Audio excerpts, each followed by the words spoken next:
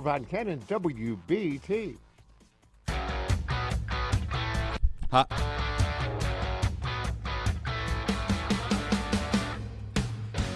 It's 5:05 and welcome into a Wednesday edition of the Carolina Journal News Hour on News Talk 1110 and 99.3 WBT. I'm Nick Craig. Good morning to you. Also streaming live this morning on the Carolina Journal's YouTube channel. Well, the top story that we have been tracking for the last week continues to be in a political battle for Lieutenant Governor Mark Robinson. It was just 1 week ago when CNN broke a story about the Lieutenant Governor, claiming that he made online comments about a decade ago on a porn website. And since then, well, Lieutenant Governor Robinson has not only headlined North Carolina media coverage, but national media coverage. We learned yesterday that the Lieutenant Governor has hired a lawyer after CNN tied him to those comments posted online. According to a news release from the campaign, he has enlisted the Binal Law Group to, quote, spearhead efforts in the investigation of these outrageous lies from CNN. In the statement, further on in the statement, Robinson said, quote, as I've said from the beginning, the claims from CNN are salacious lies. I will not let these attacks distract us from sharing a better future for our state, and I'm glad to be able to bring Jesse Binal and his team on board to investigate where and how these false smears originated. I'm confident that the Binal Law Group will leave no stone unturned and enable us to use every legal means to hold CNN accountable for their lies. In the meantime, my campaign remains laser focused on the issues at stake in this election. The attorney that Robinson mentioned in Jesse Binal said, quote, my team and I are looking forward to getting to the bottom of CNN's claims, and we are bringing all of our resources together to bear in getting all the facts. Lieutenant Governor Mark Robinson, his family, and the voters of North Carolina deserve nothing less. That is the latest that we are tracking with the Mark Robinson controversy here this morning on the Carolina Journal News Hour. We'll have more throughout the morning as well. North Carolina public schools students showed continued academic growth in the 23-24 school year, with improvements in math and among English language learners. State test data revealed a rise in grade level proficiency and career readiness, particularly for some groups in math. More schools met or exceeded growth targets compared to the previous year. However, challenges remain, including declines in some reading and science scores for younger individuals within the North Carolina public school system. One thing to note on the positive side is graduation rates slightly improved, reaching 86.9%. However, even with these positive results, the state is still slowly recovering from COVID-related school shutdowns. We'll have more with Bob Lubke with the John Locke Foundation coming up a little bit later on this morning right here on the Carolina Journal News Hour. Former President Donald Trump will return to the Charlotte area today for a campaign event in Mint Hill. His campaign announced that on Monday. Trump's visit will come 2 days after his vice presidential running mate in J.D. Vance was in the Queen City. Vance spoke at two events in Charlotte on Monday, and Trump is scheduled to speak at the Mosac Group. That's a company that manufactures plumbing fittings. That is expected to take place at 1 p.m. Doors open for the event at 10 o'clock this morning. It's now 5:09 on the Carolina Journal News Hour. Everybody loves food trucks, right? Well, in Jacksonville, North Carolina, the appeals court is now looking into whether food trucks can or cannot operate. North Carolina's second highest court heard arguments yesterday in a case challenging Jacksonville, North Carolina's food truck regulations. Plaintiffs in the case are working with the Institute for Justice, and they argue that the regulations restrict constitutional guarantees to economic rights. The Institute for Justice lawyer in Bob Belden said before the Court of Appeals yesterday, quote, the trial court dismissed our claims that the Jacksonville City Council used its police power to choose winners and losers in a private marketplace. The attorney went on and said, we allege that the city manager warned the city council of food trucks, saying, quote, we must protect the brick and mortar restaurants, end quote. that the mayor agreed, saying that food trucks needed to be kept substantial distances away from restaurants, and that city planning and transportation director confirmed for the city council that food trucks would not be allowed to create competition for brick and mortar restaurants. The Institute for Justice and lawyer Bob Belden are representing Jacksonville property owner Nicole Gonzalez and food truck operators Anthony Proctor and Octavius Raymond. Their lawsuit alleges that Jacksonville's rule to block Gonzalez, who owns the property, from being able to host food trucks is not legal, even though city zoning permits the food trucks to operate. Belden told the court, "You can't be within 250 feet of a restaurant. You can't be within 250 feet of a property that has another food truck on it. You can't be within 250 feet of a residential area." He told the state's second highest court, those restrictions effectively place 96% of the city off limits for food trucks. Belden pointed to the state Supreme Court's recent ruling in a case known as Kinsley versus Ace Speedway to bolster his client's argument that their lawsuit should be allowed to move forward. In the Ace Speedway case, the state's highest Supreme Court allowed racetrack owners to move forward with a lawsuit claiming that the state government violated their economic rights when shutting them down during the COVID-19 pandemic. However, the city of Jacksonville's lawyers argued that the food truck rule and other restrictions have been struck down in the past. Norwood Blanchard, arguing for the city, said there's a difference between a complete prohibition or a license scheme that makes it impossible, that literally puts you out of business. Judge John Tyson questioned whether a court should second-guess Jacksonville's elected officials.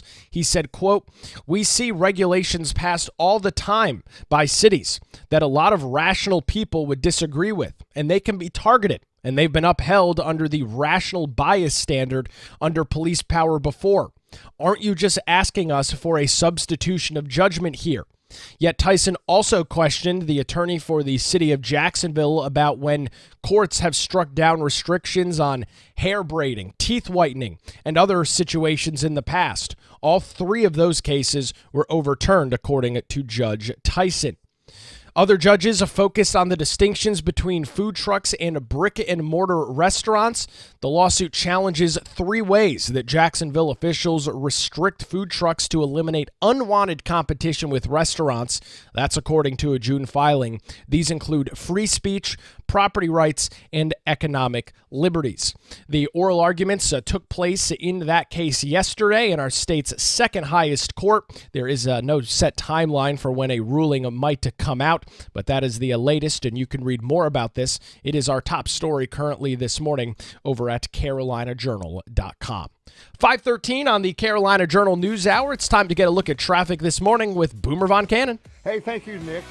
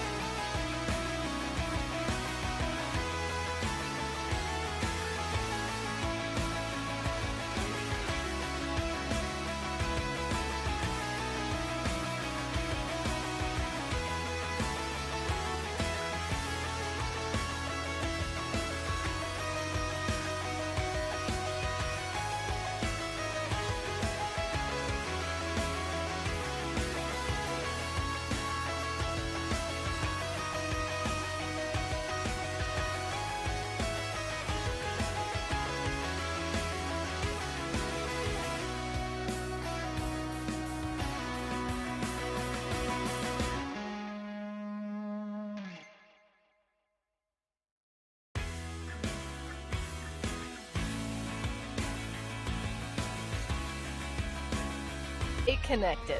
The Brett Winterble Show. This afternoon at 3. News Talk 1110 and 99.3. WBT. All right, welcome back to the Carolina Journal News Hour. News Talk 1110, 99.3 WBT. I'm Nick Craig. Good morning to you. Well, if you are listening to us in and around the Charlotte area this morning, former President Donald Trump making another return to the Tar Heel State. He'll be in Charlotte this morning and afternoon for a campaign event in the Mint Hill area. This comes just 2 days after his vice presidential running mate in J.D. Vance made 2 stops in the Queen City. Trump is scheduled to speak at the Mosack Group. That's on Allen Station Drive at 1 p.m. this afternoon. Doors open for the event at 10 o'clock, and continued emphasis from not only Republican and Democrat candidates nationwide on the state of North Carolina. Between Trump and J.D. Vance, they have been in the state 7 times combined since last week, if you count both of J.D. Vance's events earlier this week in Charlotte. Huge emphasis on the state of North Carolina. Taking a look at the latest polling average from Real Clear Politics this morning, it is still a very tight race in the state. Donald Trump with a 0.5% advantage over Kamala Harris. We are expecting to get the latest Carolina Journal poll coming out here in just a few weeks. That will be the first day of early voting, October the 17th. We'll break that poll that morning, starting at 5 a.m. right here on the Carolina Journal News Hour. Continued fallout against Lieutenant Governor Mark Robinson. We learned yesterday that he has hired a lawyer in a law group after CNN tied him to graphic and sexual comments posted on a porn site well over a decade ago. According to a news release from the campaign, he has enlisted the Binal Law Group to spearhead efforts in investigating what he calls outrageous lies against him. Those from CNN.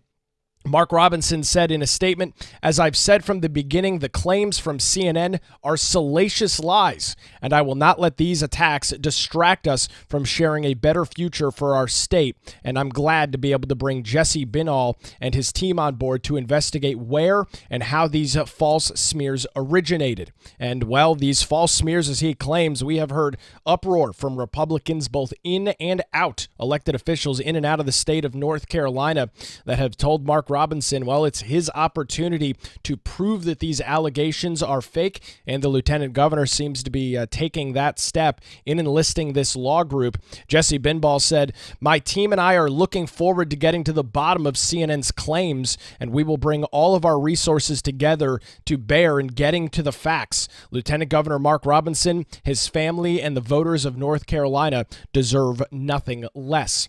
It's now 5:22. You're listening to the Carolina Journal News Hour. Mounting pressure continues against Lieutenant Governor Mark Robinson. We are hearing from both elected officials in and out of the state that if he cannot prove some of the comments that CNN made last week are false, he needs to drop out of the race. And the question this morning is, can he drop out of the race? To get more details on that, I'd like to welcome Andy Jackson back to our program. He's the director of the Civitas Center for Public Integrity.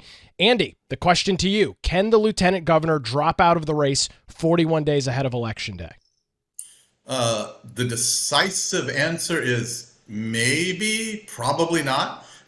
There's a little bit of a mix-up on what North Carolina means, North Carolina law means regarding a candidate dropping out. There is one clause that's in 163-114 that says the process for naming a replacement candidate. There's another clause, which is 165.3, which says that a candidate can withdraw, and that if that candidate withdraws or resigns, then the party names a replacement. But if that's after ballots are printed, then the votes would go to a new candidate. So the original candidate's name, in this case, Mark Robinson, would still be on the ballot, but the votes for Mark Robinson would go to a replacement candidate. Yet there's a third section of the law, which is 163-113, which says that the deadline for a candidate to resign is the day before the military and overseas ballots go out. So these are three different parts of the law. In tandem, it appears that that ship may have already sailed, even though there are other parts of the law that suggest, that a candidate can resign after the deadline. This may end up in court. And we haven't heard from Robinson. He has said all last week, and he's continued through the last couple of days, indicating that he is staying in the race. Andy, one of the things that I've seen on social media is if he were to win the race, he could refuse the oath to office and not hold that position. Is that something that you've done any research on? What does that look like?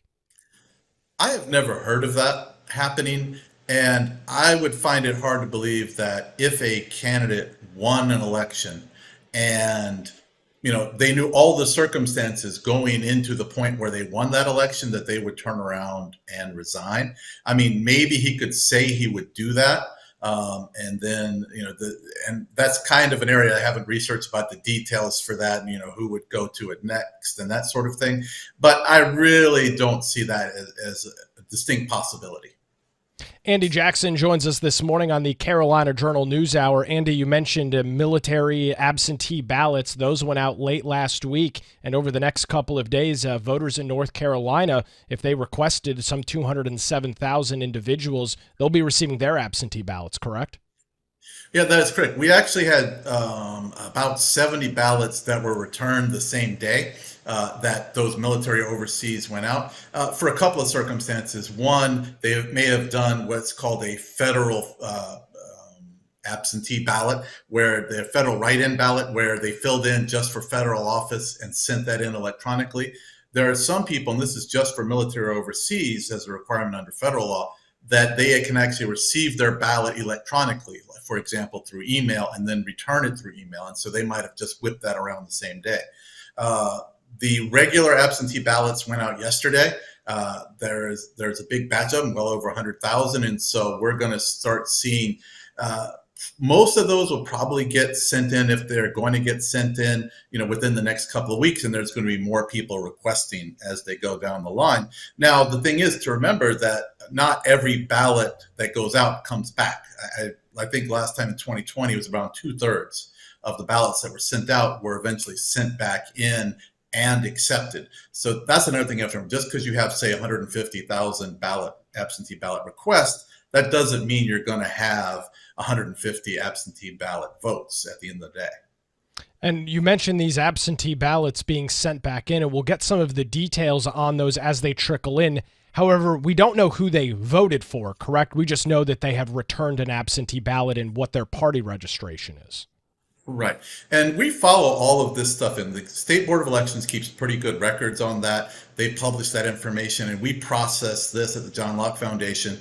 It's over at carolinaelections.com, specifically Vote Tracker. And so we can see what proportion of the votes are coming from registered Republicans, registered Democrats, unaffiliated, other registrations, women, men. You can break it down by county. And so we're going to see that. Now, we've had several hundred ballots coming in and have been accepted and have been processed, and we have that over at Vote Tracker now. But it really doesn't mean anything. That's just a handful of overseas and military ballots. So I would caution anybody from looking at these very, very early returns and say, well, this is an indication of what's going to happen. It's still way too early to do something like that. Andy Jackson with the John Locke Foundation joins us this morning on the Carolina Journal News Hour. 528 News Talk 1110 and 99.3 WBT. Time for another look at the roadways this morning with Boomer Von Cannon. Thank you, Nick. And the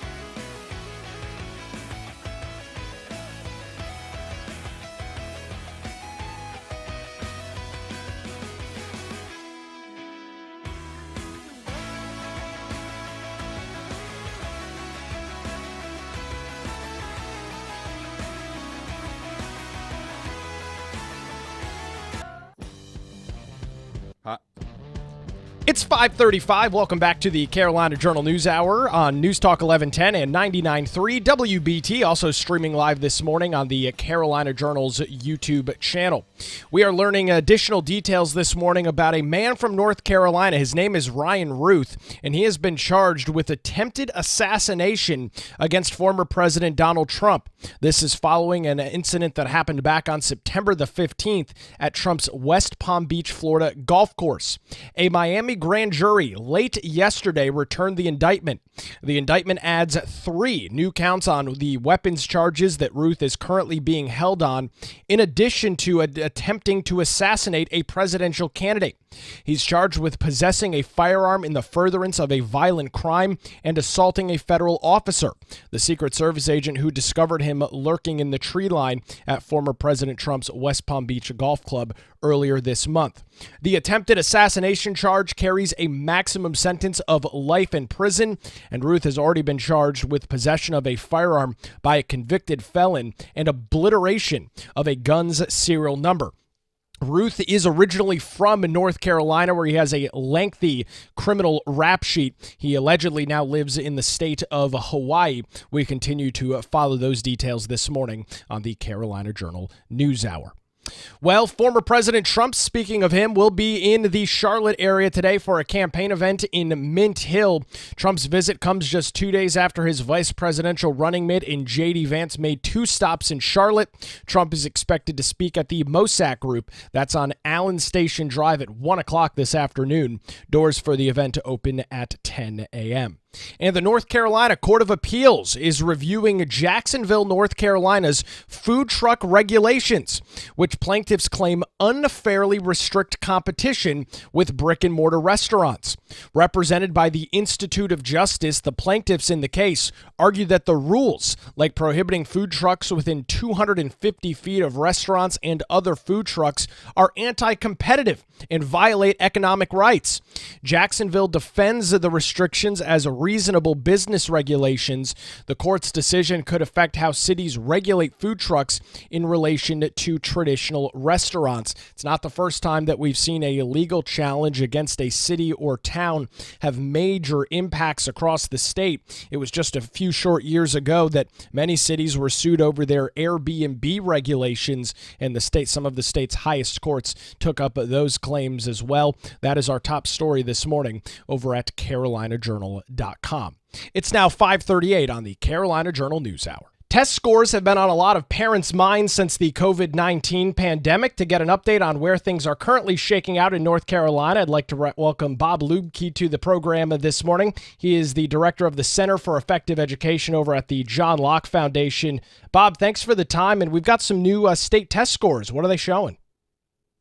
Well, Nick, every year the state test scores come out in September, and this year was no different. And 2 things with that. They're up. Overall scores are up a little bit over last year and the previous years, but still not anywhere near where they were pre-COVID. And so it's kind of a mixed bag. Things are improving a little bit, but parents have to ask, are our scores really where we need them to be? And if not, what do we do to get them there? I think it may be important to step back for a second and really emphasize how bad the COVID-19 pandemic impacted test scores and students' growth across not only here in North Carolina, Bob. This was a countrywide issue. We're still making up from some of that stuff for some odd years later, right? That's correct, Nick. The scores, the pandemic really cratered scores in a lot of areas. The state test scores in math and reading for, say, end of grade tests, which are the standard tests that kids receive in grades 3 through 8. They were improving a little bit, but since, say, if you're looking at the baseline 2018-19, which was the last year unaffected by COVID, we're not anywhere near where those scores were. And right now, I mean, to give you some sort of a metric, grade 8 reading scores, only about half of kids are reading at grade level in reading, and only about 47% of eighth graders are performing at grade level in mathematics. So we have a lot of work ahead of us. When you look at those current numbers, you noted at the top here, they're up, but they're still, I think most folks would argue, pretty pitiful when you've only got half of eighth graders enrolled in public schools here across the state that can read at the level they're supposed to. Bob, maybe this is a little bit of a loaded question. What do we do from here? How do we get this continuing to trend in the right direction, but maybe at a faster clip? Well, this is disappointing on a lot of levels, Nick. Obviously, the scores are concerning. But the other thing that should be particularly concerning for parents and policymakers is that over the last 3 years, North Carolina received $6.3 billion in COVID relief funds. And a lot of that was to help address, the concerns that we're talking about now. COVID-related issues such as learning loss, better improvements for like school ventilation systems, things like that were directly impacted by COVID. Now, if you look at how North Carolina schools have spent that money, about 53% of it went for salaries and benefits, about $1 billion for teacher pay, most of that in bonuses. And if you look at the money that went for tutoring, specifically for tutoring, which is an area where, if you look nationally at the research, that's really was the best remedy to address learning loss in kids. North Carolina spent a pittance on tutoring, and so there really should be a lot of soul searching going on as far as how we spent that money. Money is not unimportant, but how we spend it is equally important, and I would venture to guess that we didn't spend a lot of it in the ways that we should have. You were talking about eighth graders before, and one of the things important to note with all of this, Bob, is if they're already in eighth grade and they're behind, you've only got 4 more years of them in the public education system, right, until they're off to college. And if you can't make up that learning loss, is it accurate to say maybe you're setting them off on the wrong foot as they go into college or maybe figure out what they want to do in career-wise for the rest of their life? Yeah, that's exactly right, Nick. Eighth grade, 7th and 8th grade are critical years. Oftentimes, if kids have fallen behind with regards to grades, reading, and math, etc., a number of things happen. They start to disengage, and oftentimes it's usually a precursor for dropping out, which is bad on many fronts. So those scores in 7th and 8th grade are particularly concerning. Oftentimes what we see is the grades in 3rd grade are higher, and there's a steady decline in 6th, 7th, and 8th in math and reading. And that reversing that should be really a top priority for schools. Some schools have been more successful than others, but it's usually an issue across the board. And one of the things that didn't jump out in the press coverage on this, aside from our general take that scores have gone up a little bit, is still when you disaggregate the scores, that's not going to cut it for anyone, and we have to reverse those quickly. And I'm hoping a lot of school districts are, going to come forward with new plans, because what we're doing hasn't been working. Bob Lubke joins us this morning on the Carolina Journal News Hour. 544 News Talk 1110 and 99.3 WBT. Time for another look at the roads this morning with Boomer Von Cannon. Hey, thank you, Nick. I'm ready.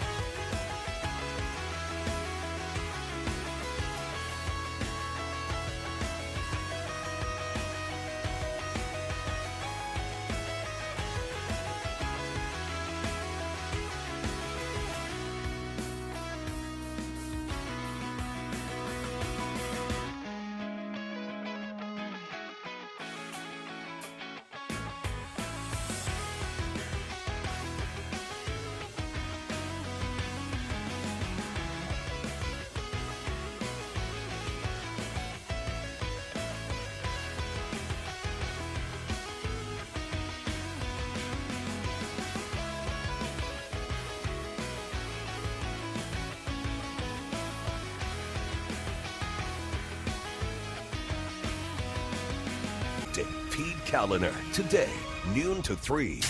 WBT. Your emergency situation station. It's 5:51, News Talk 1110, 99.3 WBT. Welcome back to the Carolina Journal News Hour. Tracking some of our top stories this morning over at carolinajournal.com. A federal judge has ordered the forfeiture of over $1.4 million tied to a North Carolina political donor by the name of Greg Limburg in his bribery case. Limburg and John Gray were convicted in May of this year for attempting to bribe Insurance Commissioner Mike Causey. The forfeited funds were in accounts set up to hide the source of the money used in the bribery scheme. This case follows Limburg's previous legal troubles, including a separate indictment and a 2020 conviction that was later overturned. As of right now, Limburg and Gray await sentencing. And former President Donald Trump will return to the Charlotte area today for a campaign event in Mint Hill. His campaign announced that on Monday. Trump's visit will come 2 days after J.D. Vance made two different stops in Charlotte. That was back on Monday. Trump is scheduled to speak at the Mosack Group. That's on Allen Station Drive in Mint Hill at 1 o'clock this afternoon. Doors for the event open at 10 a.m. And obviously the former president making his second visit to the state in just a couple of days. He was in Wilmington this past Saturday with a large crowd over at the airport. And North Carolina public school students showed continued academic gains in the 23-24 school year, with improvements in math and among English language learners. State test data revealed a rise in grade level proficiency and career readiness, particularly in math. More schools met or exceeded growth targets compared to the previous year. However, challenges remain, including declines in some reading and science scores for some of our youngest learners. Graduation rates, however, did slightly improve. They are currently at 86.9%. That's across all public schools in North Carolina. However, even with these positive results, the state is still very much recovering from COVID-related shutdowns. You can read more about those test scores and where everything currently stands in the state by visiting carolinajournal.com. It's now 5:54 on the Carolina Journal News Hour, and we are continuing to follow a story that we have been for the last week. Controversy surrounding a gubernatorial candidate and current Republican Lieutenant Governor Mark Robinson.